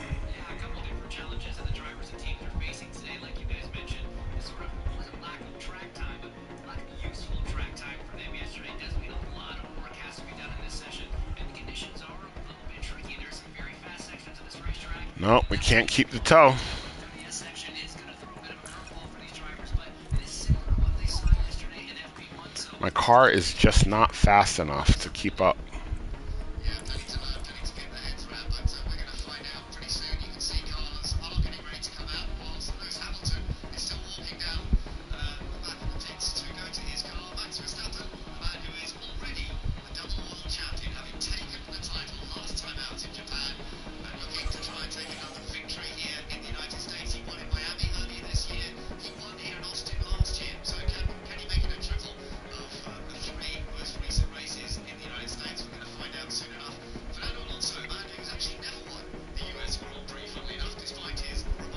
Oh, Ricardo just had an off.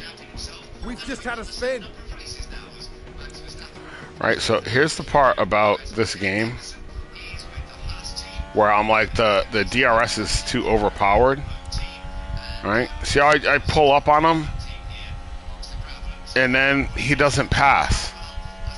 It's like either have the DRS not work that great or don't, like, they make the drivers look ridiculous, right? Like Albon, who was that? Piastri. Piastri wasn't even trying to block. See, he's not even trying to block, but he's not trying to pass.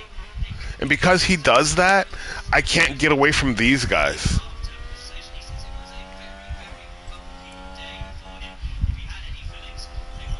And then, right, I hear you. I hear what you're saying. You're like, Jeff, you can tell them to not fight with their teammate. I'm like, yeah, I can, right there. It's like, don't fight your teammate. But the problem with that is when you tell them not to fight your teammate, they they slow down to let them pass. And I'm like, that's not what don't fight your teammate means. That means you're like, yeah, see, that's not fighting your teammate. That's not fighting your teammate. But if I would have told him, he would have slowed down and pulled way over, and then Vettel would have went by him as well.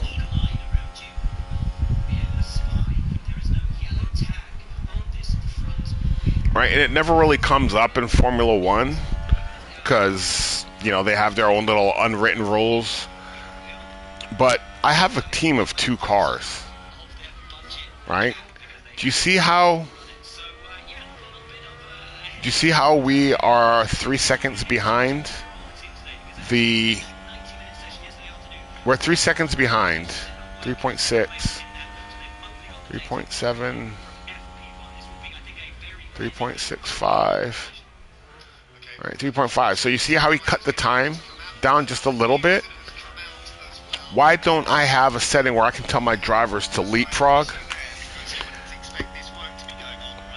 Right. For all you Europeans that don't know what leapfrog is when you're racing and your 2 cars, you know, in line cannot keep up. But if the car behind has DRS, when you get to that section, if he's allowed to go through clearly, right, he's going to gain how many, he's going to gain like how many tenths of a second, like what, 7 tenths? Then you race, when you come to the next DRS, you let the other guy do that. And now all of a sudden your cars are actually going faster than they can by themselves.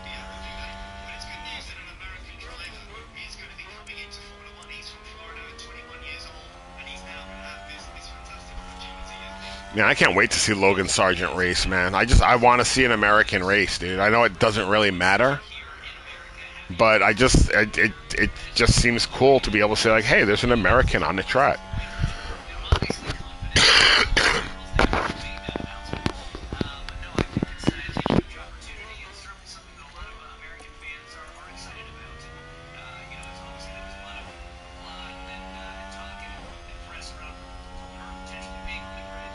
See? Because he didn't go through. Because he didn't go through, look, Vettel gets to pass us both. You see what I mean? That's stupid.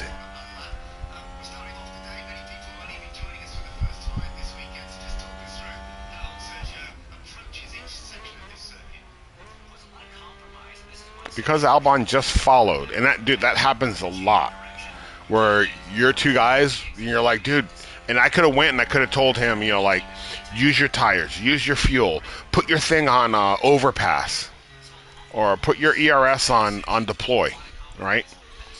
And he would have did the exact same thing. And it's like, dude, what the hell are you doing? You're a race car driver. You have DRS, and you're choosing not to pass a guy that you have, 22 kilometers per hour on him? See, he did it again.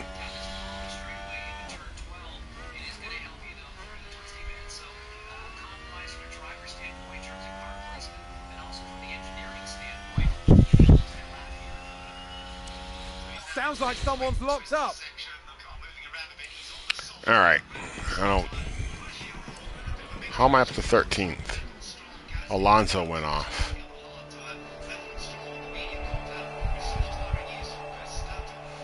All right.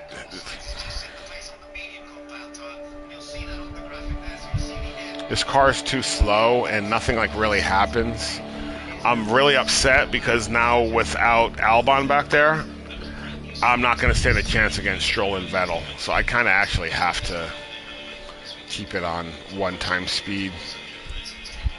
Because I got to pay attention. I got to pay attention to this guy.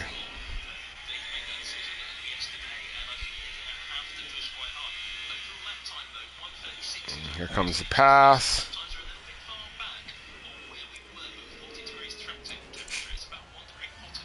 Okay.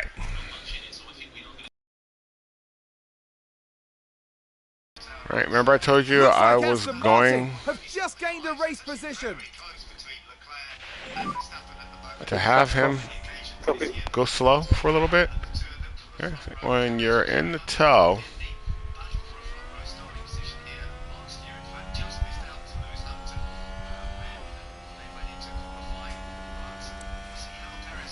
watch, he's going to pass us both. Nope, he doesn't know how to drive either. Okay. Our driver has just be quiet.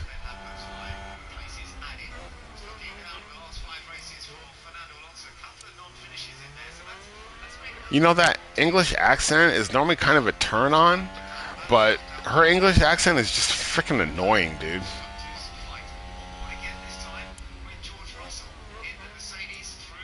She's like all bubbly, and it's like you don't even want to hear her talk. It's like, dude, just be quiet. It's like, okay, if you do this, man, just be quiet.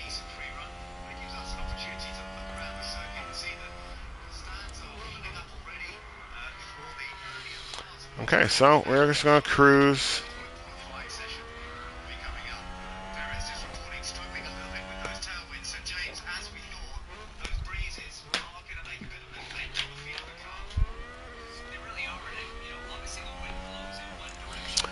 Where's everyone's tires at?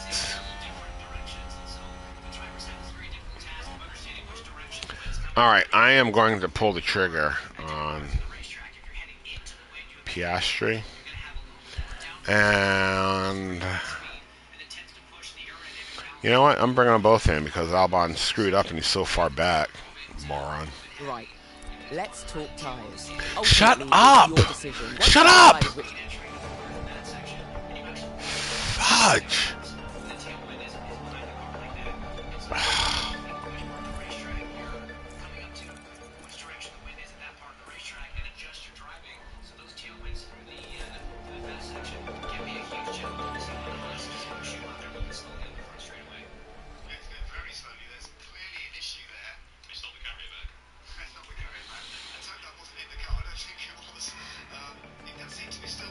You know what? No. No, I can't. I can't pull this trigger. They gotta do some more laps. They gotta do some more laps, man. Sorry. They gotta do some more laps. It's funny when you pause it, you can look at the tires. They kind of always look like that, but that doesn't look that good, man. It should be nice and smooth somewhere on that tire. It looks like I went over the marbles. I got all that pickup on my tires.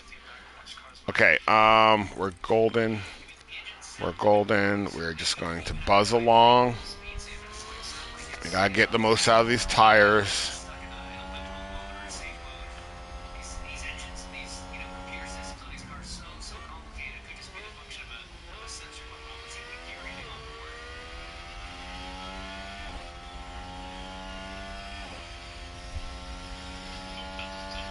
So if I have my fuel on medium and I drop my pace a little, that helps save a little bit of fuel. So you can save fuel by dropping your pace. Oops. You can save fuel by turning on your ERS. Right, if you find your ERS is full, you can put that on overtake for a couple laps, and you'll gain back some of your like you'll stop using as much fuel.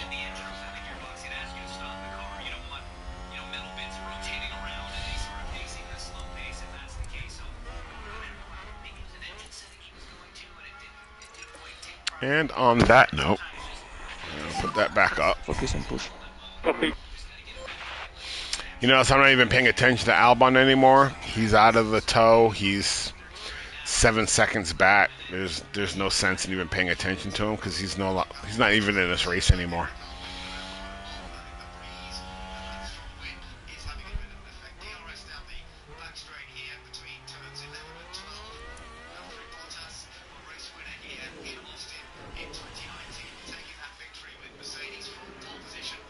See, look.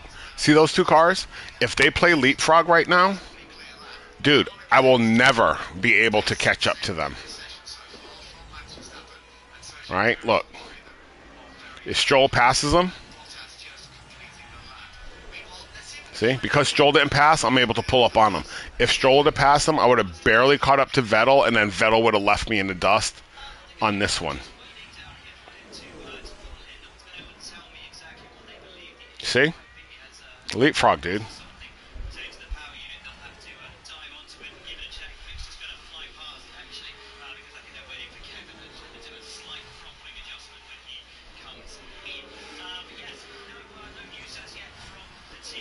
Watch, I think now that you guys have American teams, I think the Formula One strategies are going to start to change. Because the Americans are going to look at this and they're going to be like, you know what, dude, we're a team.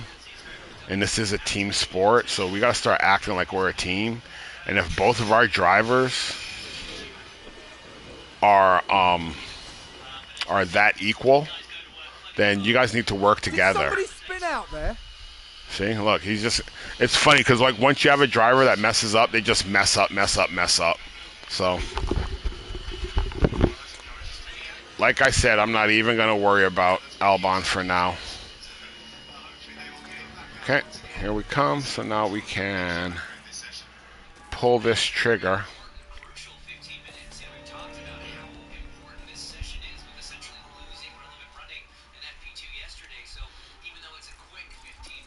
All right, we're going to pull this trigger. Boom, boom, boom, boom.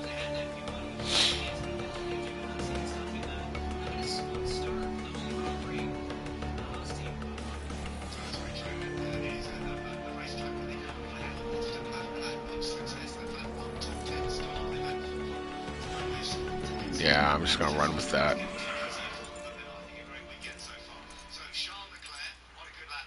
Okay. Box, watch out, white line.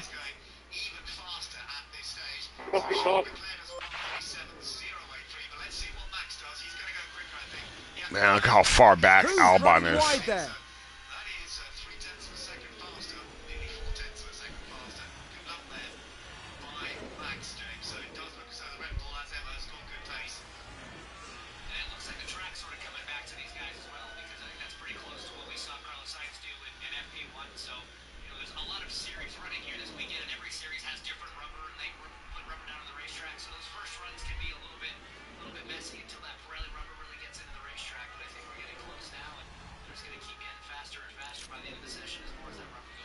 And we're last.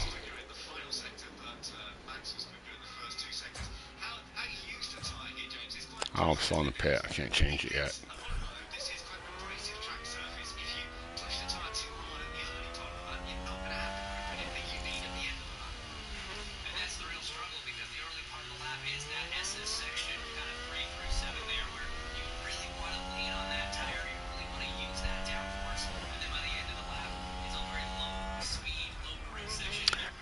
And we are last by a lot.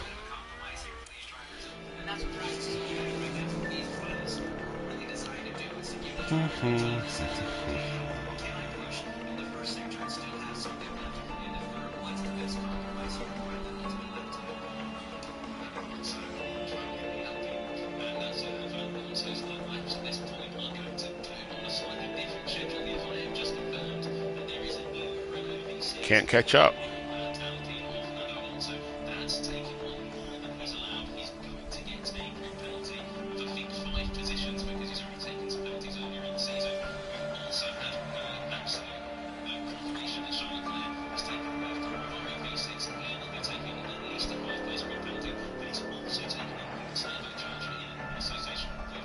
Can't catch up.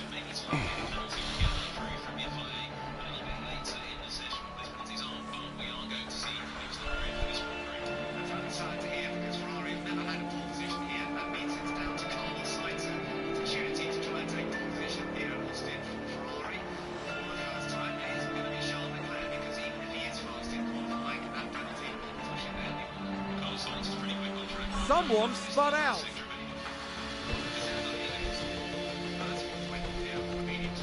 Can't catch up.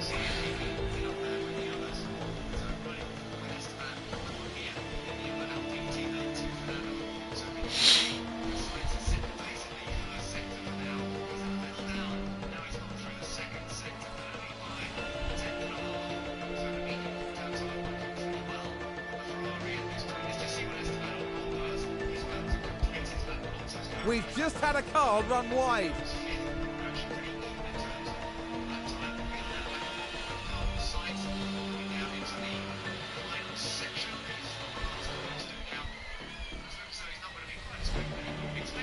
Can't catch up.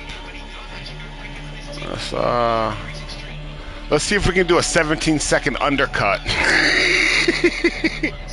We're gonna gain 17 seconds on this undercut, guys. It's gonna be amazing.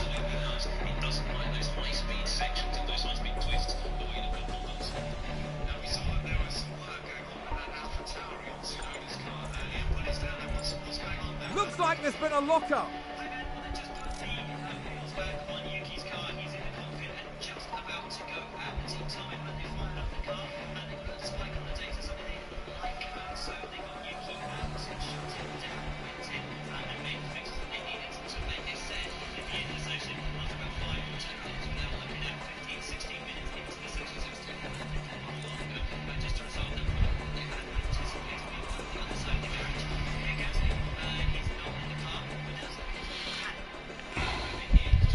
Yay, we finished last and last.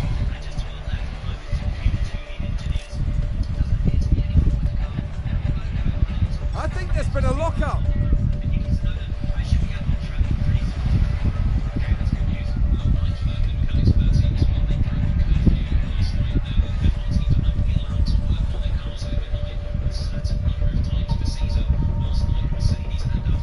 Seems to have been a lockup. Yeah, see, it's like once you fall out of the toe, you might as well just 16 times speed it, because once you fall at that toe, you're not making up that time. Especially when you're Williams at the beginning of your career. This car is so damn slow.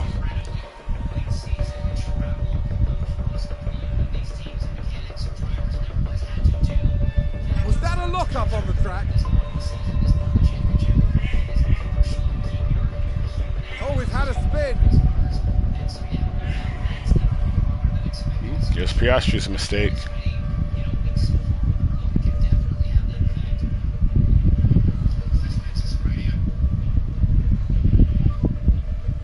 Sounds like someone's locked up.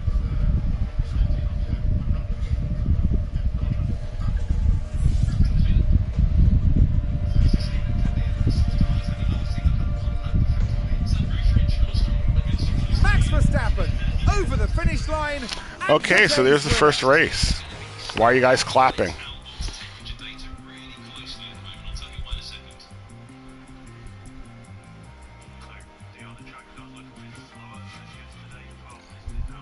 They are not going to be happy with me. The team's drivers. Shut up.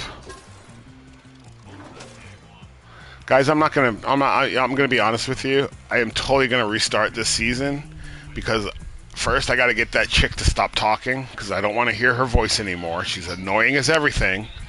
Second, I don't like the fact that my team does not know how to set up my drivers. Like, my car wasn't perfect. The driver's experience wasn't good. Like, no. That's one of the reasons I think why the car was so slow and why they had such a hard time keeping up.